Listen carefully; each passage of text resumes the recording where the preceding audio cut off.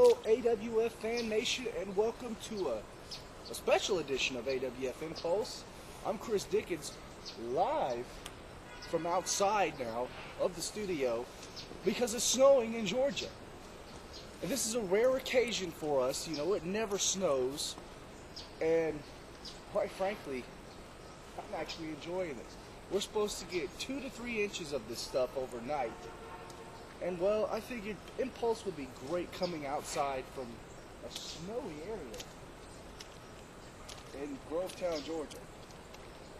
So ladies and gentlemen, I'm going to be here outside bringing you everything Impulse. And today we're going to start off with a little bit of a different approach.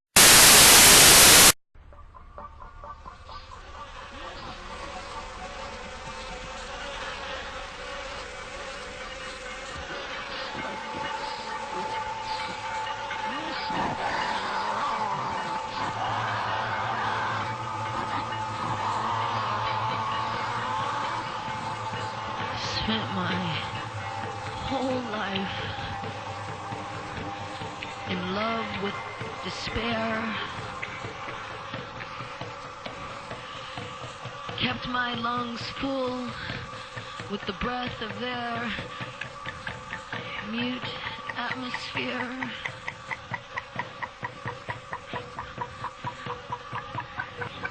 I became what I hate. And thus shall I remain, to give birth to a mighty assassin armed with a weapon of words, to defy the lies, to never compromise. No. Today, my name is Pain.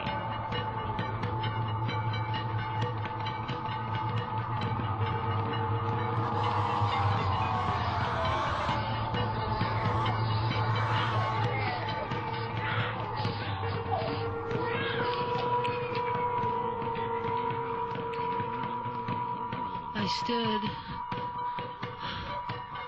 beyond the world, whispering secret syllables in the eyeless dark, dancing wildly, round and round on the rotting ground, surrounded by the dead dust of hell. This is how I delete myself, and this is how I corrupt everyone else. Obey, obey, betray. You are not unique. You do not need to think. Take it. Take it. I will.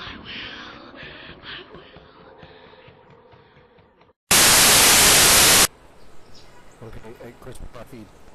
Alright, welcome back, ladies and gentlemen.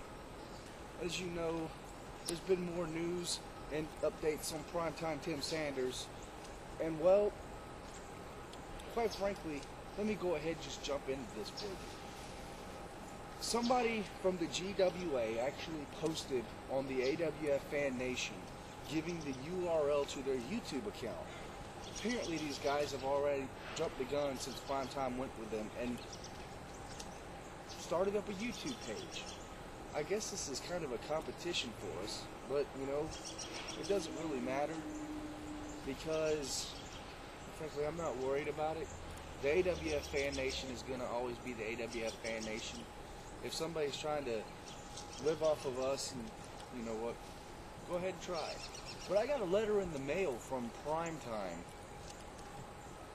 actually his lawyer, and it was a summons to court because I'm being sued for damages done to Primetime's career. And well, quite frankly, I sent it back and I told him, whatever damages, pay it out. So, ladies and gentlemen, Chris Dickens is doing the right thing by giving back to Primetime. But since I'm a nice guy and I just feel like airing this video, here's the Primetime tribute video one more time for you fans. Because we're going to miss Primetime. And hopefully his luck in GWA is better and greater than here at AWF.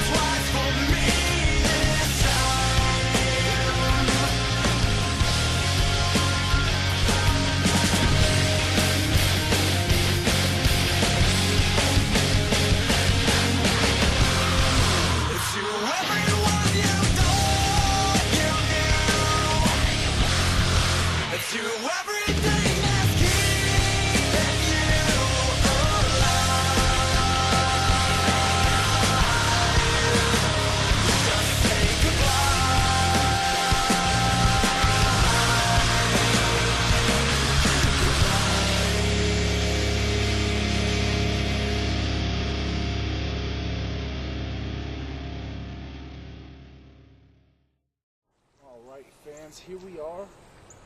Time once again for another part of the AWF Awards nominees, as brought to you by Survivor of Pain and Night Stalker. The awards are they're booming. I mean, I'm very surprised at how many votes we are getting online. Continue, Fan Nation, to bring in those votes. Here we go, part 3, the AWF Awards 2009. Moving on. Oh, the Mouth of the South Award. Good Lord of mercy. These guys can cut promos and talk their, till your stuff falls out. You know what I'm saying? Speaking of Mike Margera, the big mouth of the South. Yeah. That dude can talk. That whole shoot on Charlie Anarchy and everything. Oh, I laughed a lot. I tell you, Mike cut a promo. He cut a promo against me. He cut a promo against on AWF. I mean, have you ever watched that talk show he had? What was it called? Target Practice, right? Am I right, Chris? Target Practice. I mean, damn. What he says about Flatline is just off the chain. What he says about Milford and Draven, I mean, even against us, I mean, This dude looks at you and then boom, the Rosen session. I love Mike Margera. He's a funny guy. Chris Dickens. There's another man that can talk. And when I say talk, I mean long-winded, sometimes quite boring, but still when he cuts promo, he can rip your ass apart in it. Chris Dickens has the talent of looking right at you and knows what hurts and has no fear of saying what hurts. He actually has the balls. He'll sit there and tell you and make you cry, make you want to hate him. And at the same time, he has ways of making you feel good and make you want to love him. I do believe that his whole roster here, I'm looking at the names here, I don't think nobody in this roster can cut a promo like Chris Dickens. I'm saying that from the heart because I've known this kid for a long time, and I've seen him in the beginning cut a lot of crappy promos. You know, he was trying to imitate Austin or The Rock, but Chris Dickens discovered himself, you know, later on in the years. And perfect example, non-AWF related, I thought he cut a very, very powerful promo. And even though, to his credit, me, Jay, and Tim was getting the crowd amped up. This is that WFJ show, my dad. Me and Jay and Tim was actually in the crowd getting to boo him when he came out of that ring. And he took that microphone in his hand, the crowd was in his hand. And he had the crowd booing at that point. It wouldn't know we could have done either way. I mean, Chris Dickens, he has the capabilities of making you hate his guts. So to the point where it could be, I'm going to go off on a limb and say, it could be someone like Jeremy Seals coming in the ring, kicking his ass, and Seals be a hero overnight. Because Chris Dickens get that kind of heat, he can make a hero out of anybody. Yeah. You know, I'm not trying to kiss no one's butt here. I don't know. I mean, I'm here in the AWF because I want to be, not because I'm paid to be here. And I'm just speaking the fucking honest truth here. Chris Dickens can do it. He convinced Ed Reckoning to back him up when the Apple guys were there. And, yeah. You know, we pretty much did his dirty work for him. He did. Y'all did. And he had us convinced that, you know. Hey. Chris You're Dickens. the ones to do it. You're the man of the mouth, like all I can say. But the man that kind of shuts you up a little bit, makes you had to think a little bit. The alphabets and Cheerios, I gotta say Shay Matthews, man. That's another one that pops the stuff. One of the things that can shut Chris up, you know. And I tell you what, he at least makes him pause good. Yes, he does. You know, he has he's proven time and time again with his promo, he can get one hell of a pop. Oh yeah. I mean, he gets the crowd behind him. And this next guy, I'm kind of confused here. Survivor Pain. Why do you think Survivor Pain? Me myself, I really don't understand why I'm in this category here. I'm going to talk a whole lot. I let my emotions kind of take over. But what do you think? You're the All-American, man.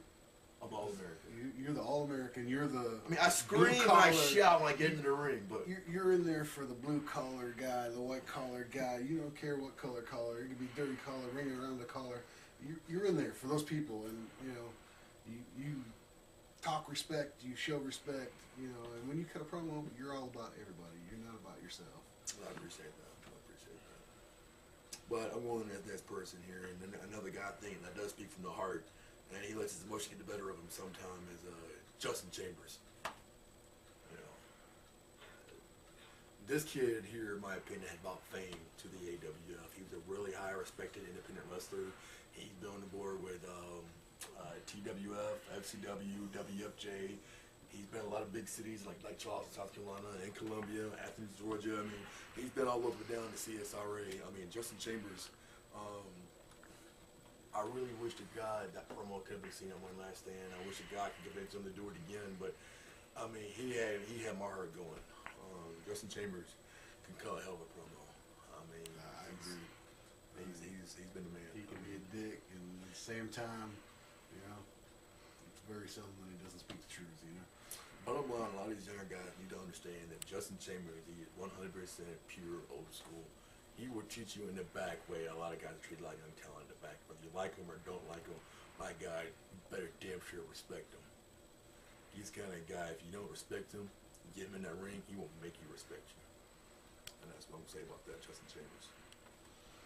Well, the next category is the best AWF original. The originals. Yeah. Well, top of the list, obviously, the originals. Justin Chambers. One hell of a wrestler. You know, he's got the skills and he's got the talent. And, you know, he's in the back, talking to the guys all the time. You know, trying to get them pumped up and stuff. Kind of like you. You know, he's got a little different way of doing it than you do. Yeah, he does. You know, he'll break him down, whereas I try to build him up. You know, that's how me and him do handle business back with the boys.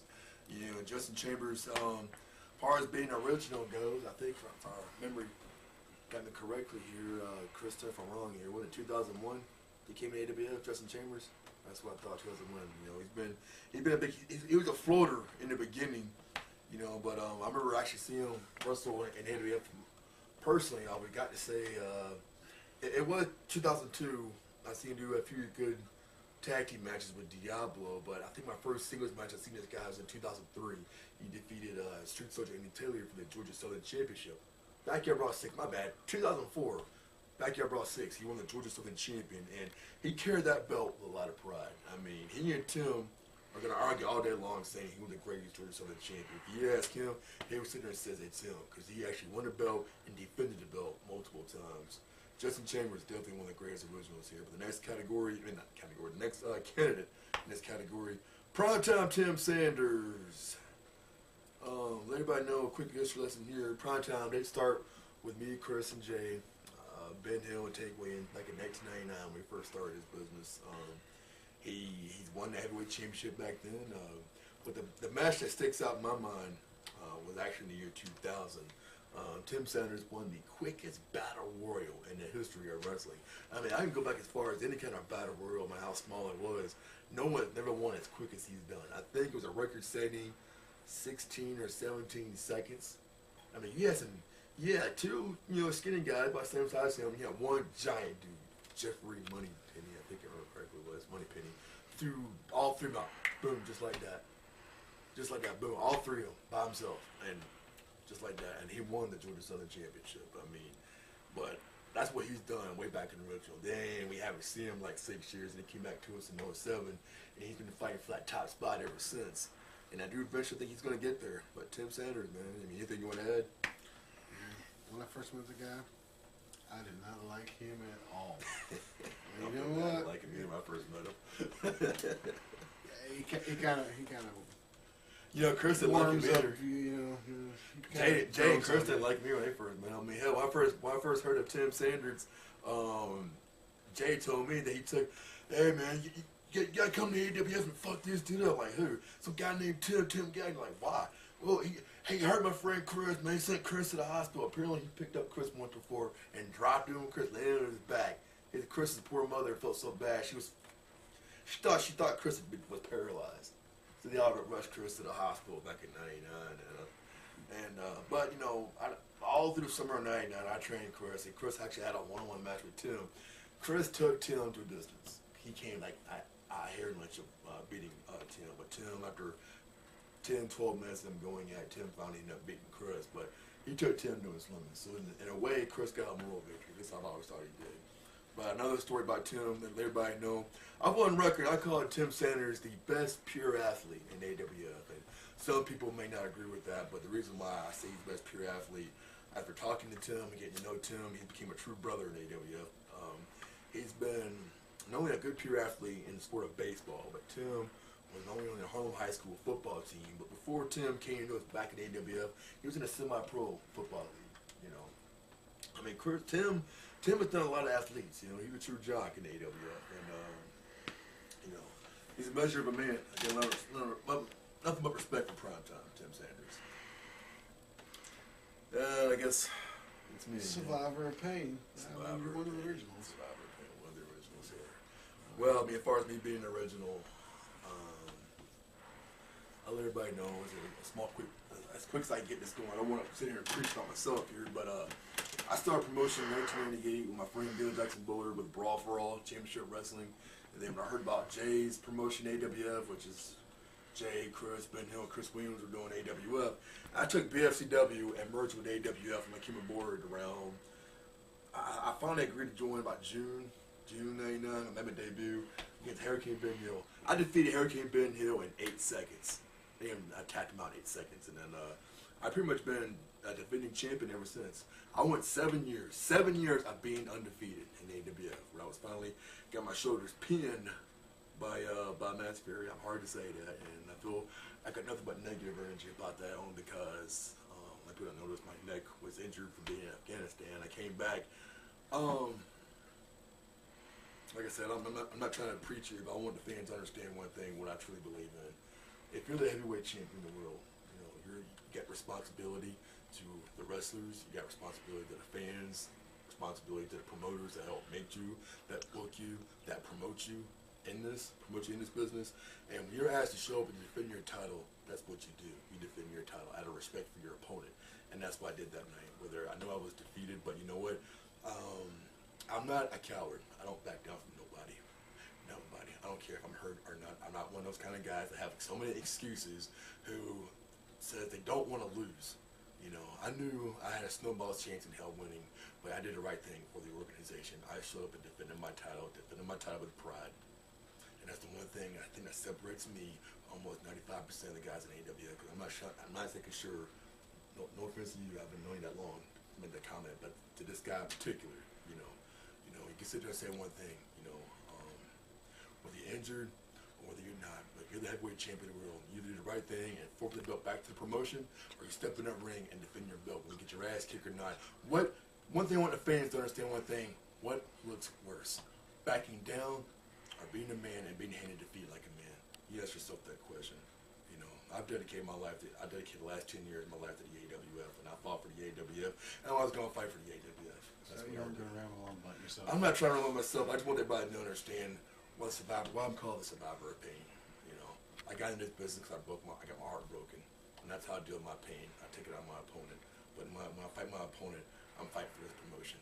Fight for the guys like Flatline, SWF, TWF, all the guys that have their thumb down on guys like Chris Diggins and Fury and Survivor of Pain and Chambers, all of us for having a dream of one day of making it. And I'll carry that dream inside here when I step in that ring every single time. I'm sorry, I didn't mean to get emotional there. It's okay, man. Next on the list would be Fury. We were just talking about him. Yeah, Fury. I'm not trying to do a shoot on him. I've got my own personal issues with Fury, like he does with me. But one thing I got to say about this guy, he's let AWF down a couple times through the 10 years. But in 2008 and 2009, that man did redeem himself. People can talk shit about this guy all they want to, and I've talked shit about this guy, and he knows that. But the greatest thing I could say about Fury, you want to talk about dedication. The man didn't ask to get his ACL torn. The man could have said, "Fuck all of us. I'm hurt. I can't wrestle. Why should I let all you guys wrestle?" He showed up, cast and all, and still lets wrestle at his place at home to keep AWF alive. I mean, yes, a lot of things goes to Tim for finding Alba. A lot of things goes for Chris for doing the editing. But you know what, though? If we didn't have a stage to perform on, that's the dedication Jake does. He provides us a stage for us, the AWF, to perform its craft on. And I'll give a lot of credit for him for doing that. He's done a lot for AWF as far as that goes. And Fury, he was one of the original four. He was right there with Chris Diggins and Chris Williams and Ben Hill. And later on, like with a matter of weeks, 4 or 5 weeks, got Alan Luke involved and it got me involved. And then we've been taking AWF by storm ever since. And Fury's one of those guys. I'm more of a real wrestler. Fury's was fighting for sports or entertainment. Now I kind of do a mixture of both. But Fury, he had a dream of one day, like everybody else, wants to make it, in professional wrestling. And all he knows is professional wrestling. Him being one of the originals for AWF, when he could have put his thumb down to us, but in the end, he earned his respect and put his thumb up to AWF and been a big supporter for AWF. So Fury, thank you. Another big original, Alonzo Clark. Some of us might know Alonzo Clark as Diablo. That's me. That's who he is to me. David Diablo. Oh, I'm sorry. You anything you want to say about Fury? My bad. No, we're good. Okay. Clark. I'm sorry.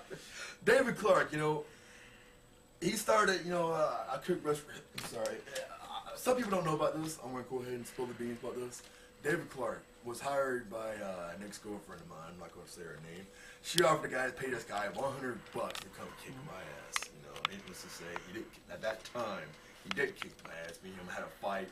We even had some laughs about it. And he became my best friend ever since, And he came in. He actually debuted in AWF at Backyard Brawl 3.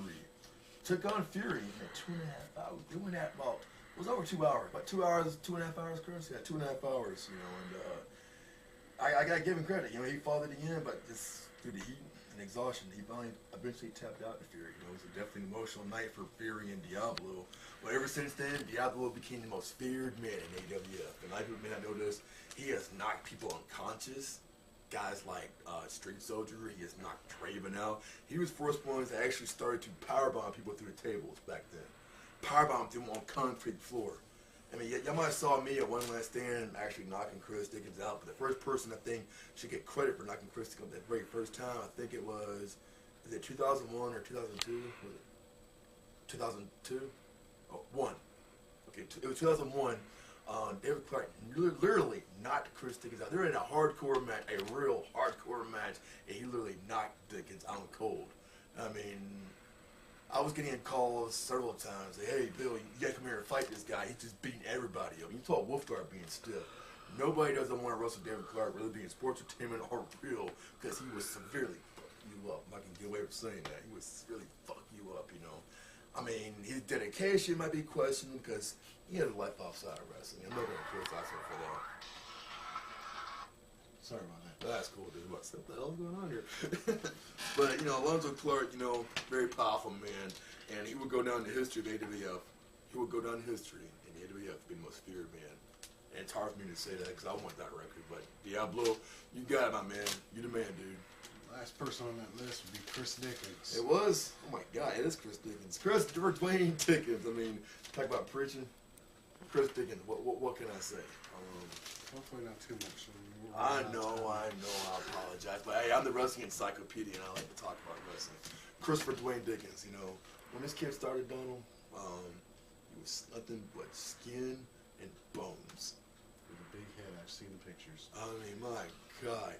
He would get his ass kicked, ass stomped. I mean, no one didn't like this guy. When we're trying to have a meeting and discuss wrestling business, Chris tried to throw his idea in, and everybody spontaneously, Dickens, shut the fuck up. Or, Dickie, shut the fuck up. I mean, at the beginning, he was known as Shaggy. He was known as Sticky. Then later came Stupid Dickie. Then somehow Super Dickie came about. I mean, talk about paying your dues in this business, but it's something a lot of these young punks today don't understand. Chris Dickens has been through it all. I mean, he's been criticized, beat down, jumped on. Then all of a sudden, strangest thing happened, and one of our originals today can't fucking stand it, Jay. Can't fucking stand it. I'm sorry, Jay. But he can't fucking stand it that the respect he's gotten today. And I'm going on live TV, YouTube, whatever you want to call it. I mean, he was severely get his ass kicked. We have given this kid swirlies and literally flushed his head in his own fucking toilet. You know, I mean, a girl he was in love with checked his pants down and shoved a freaking nightstick up his ass. You know, but Chris did that for AEW because why? It was about entertainment. Chris Dickens, I think, was the first person to tell me about.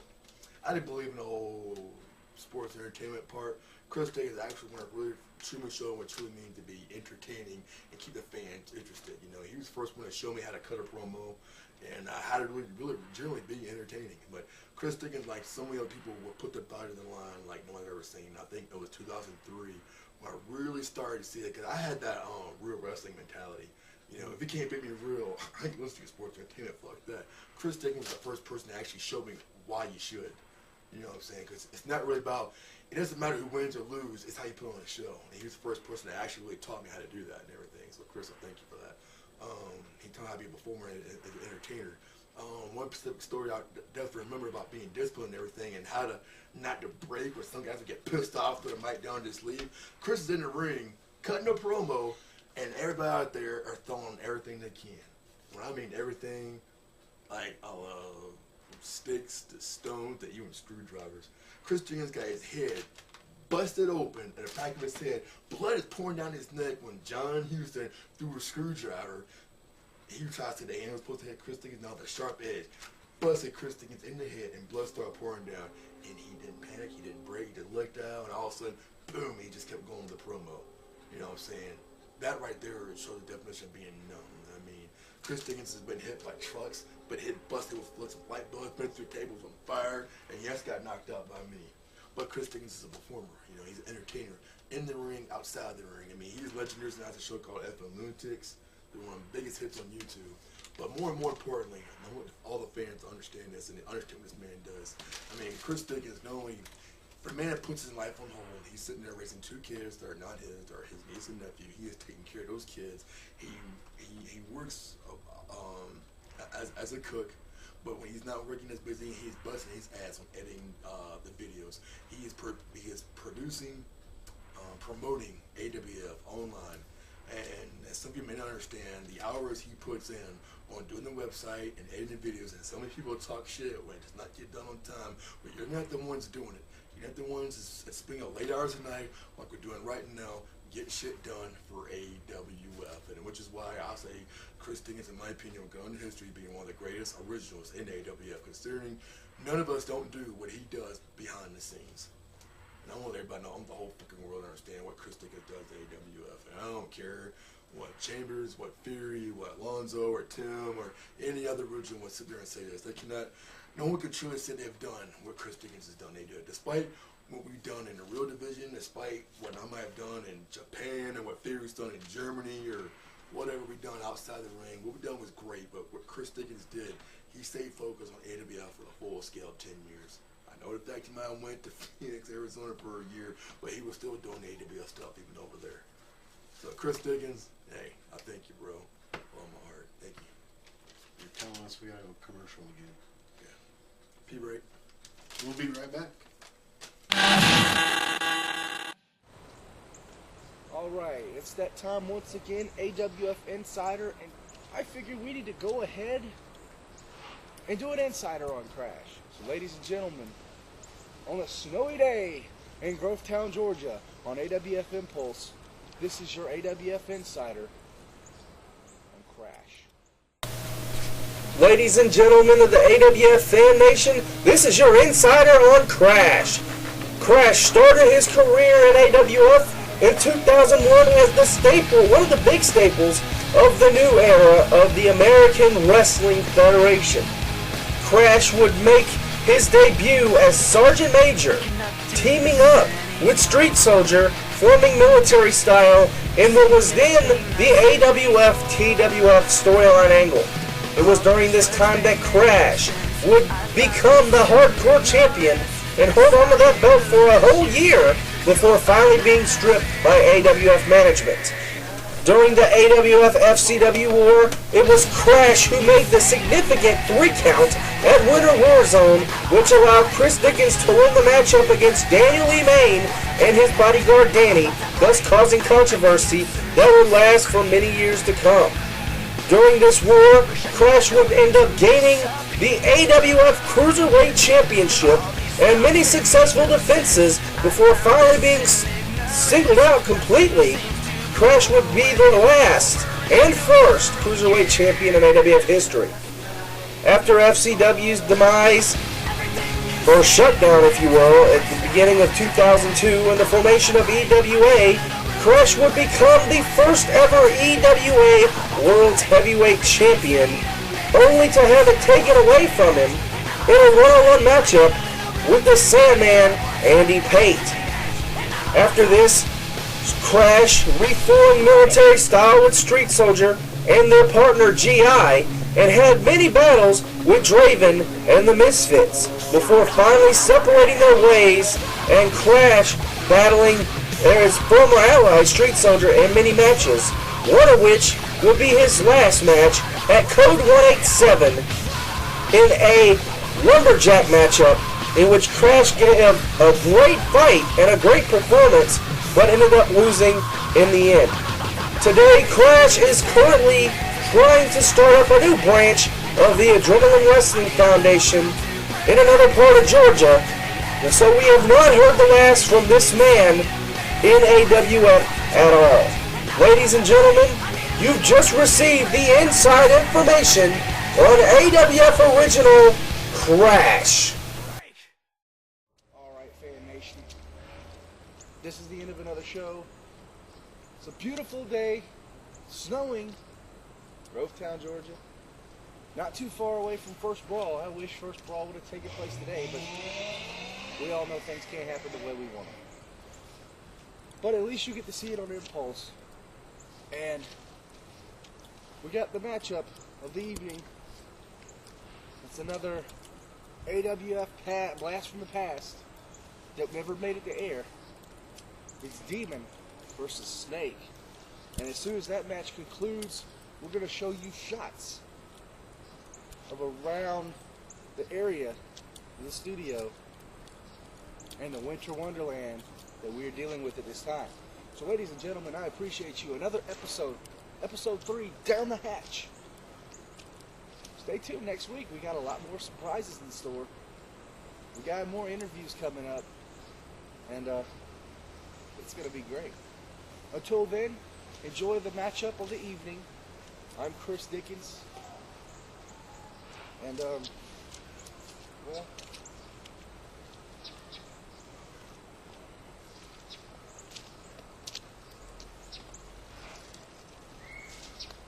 you think I was going to hit the camera with a snowball? Nah. I paid for that stuff. But thank you for tuning in. Have fun. Ah. Psych.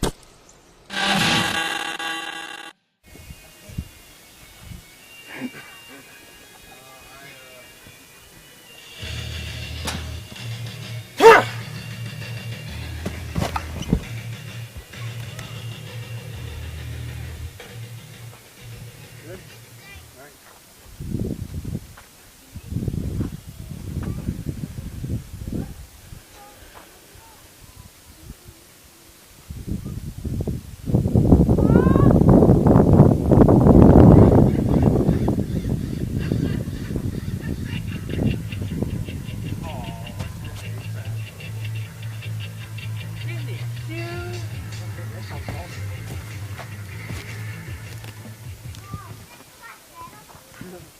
All right. Alright.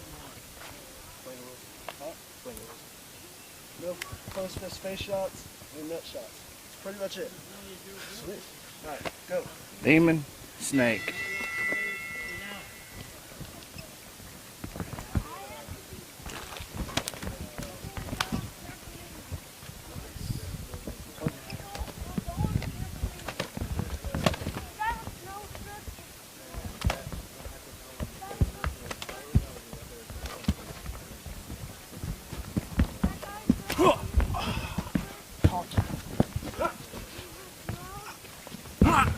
Hold up.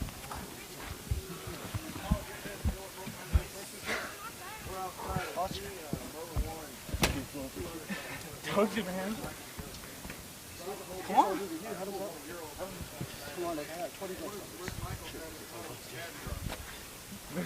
I got like 20 cents. All of it.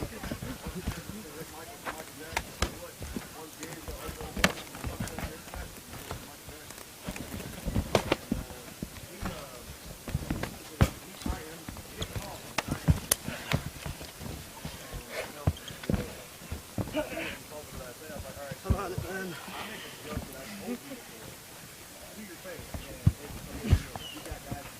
Watch the choke.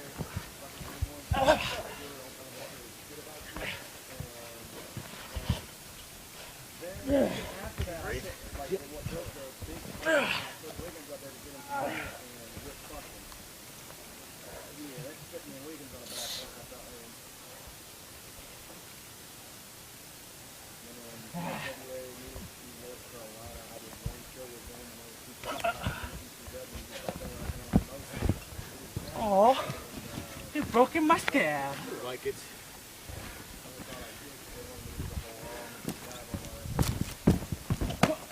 Call it.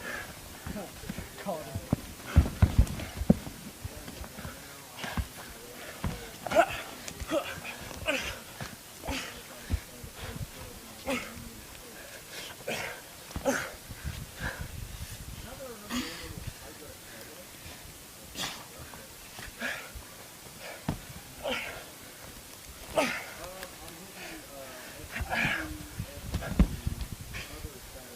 Oh, is that all that one? There's no sorries in wrestling. Especially not this bad. I've seen sissy slap fights that were more exciting.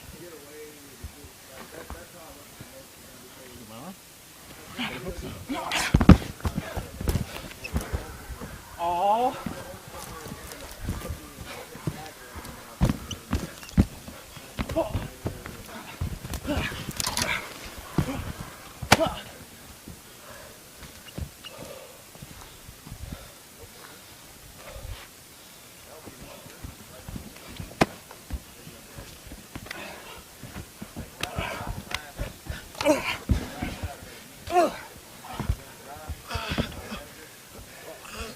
Oh, Nick, you good?